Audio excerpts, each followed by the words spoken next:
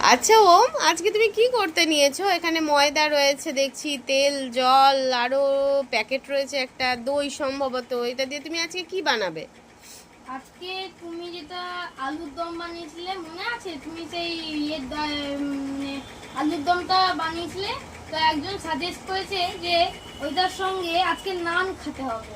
তো সেই কারণে আমি আজকে বানাতে নিয়েছি নান রুটি। চলো শুরু করা যাক। তো বানাতে গেলে লাগবে এতখানি তেল, একটুখানি জল, একটু নয় 1 গ্লাস জল, আর লাগবে একটু দই। নো নো নো, মাস্তি দাই। যাই হোক, শুরু হয় ময়াম দিয়ে। তো সেই কারণে ময়াম ভবর করে একটুখানি তেল দিয়ে দিতে হবে। একটু বলতে অনেকটাই দেওয়া হবে।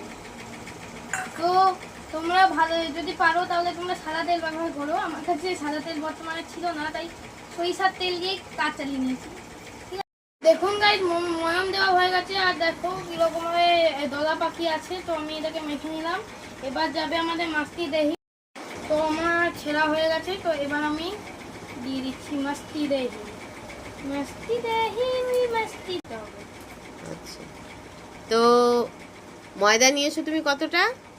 800 গ্রাম, 20 গ্রাম তোলা আছে বেলার জন্য। তাহলে 800 গ্রাম ময়দার মধ্যেও দই কতটা দিচ্ছ?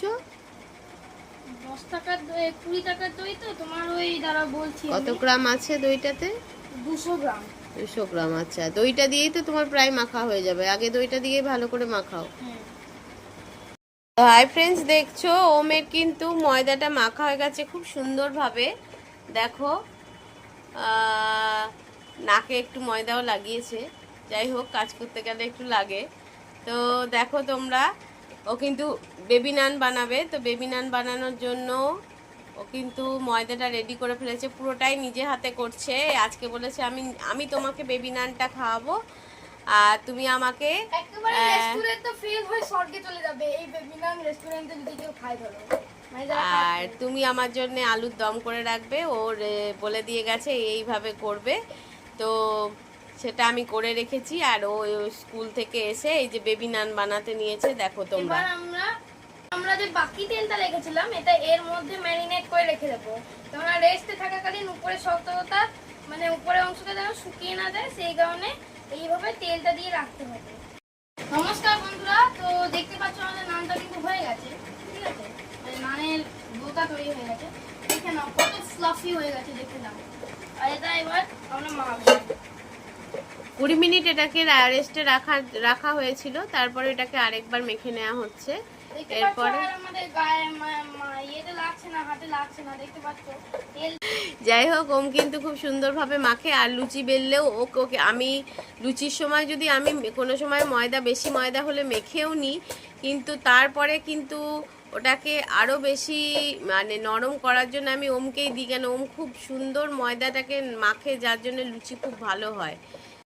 দেখেছো বন্ধুরা, ওম কিন্তু একটা বেবি নান বেলে ফেলেছে তো অলরেডি। এই দুধটা তোমরা পিৎজা বানাতে বা তোমার যেটা বার্গার বলে বার্গারের রুটি বানাতে, পাউরুটি বানাতে, তবে অবশ্য আমি এখানে দই দিয়েছি। তোমরা একটুখানি ইস্ট ব্যবহার করো, ঠিক আছে?